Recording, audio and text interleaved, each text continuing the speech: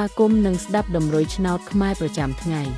ដើម្បីជាកម្លាំងចិត្តសូមពុកម៉ែបងប្អូនចុច like និងសញ្ញាជាម្នាក់មួយផងដើម្បីទទួលបានតម្រុយថ្មីប្រចាំថ្ងៃតម្រុយឆ្នោតខ្មែរនៅថ្ងៃនេះគឺថ្ងៃទី22ខែវិច្ឆិកាឆ្នាំ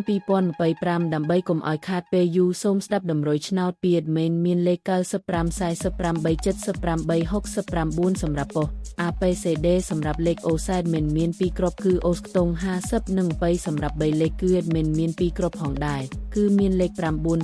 997គុណ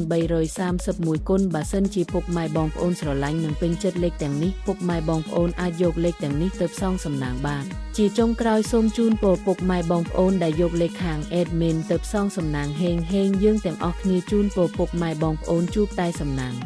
អាននឹងសុខភាពល្អសូមជម្រាបលាជួបគ្នានៅថ្ងៃស្អែកបន្តទៀត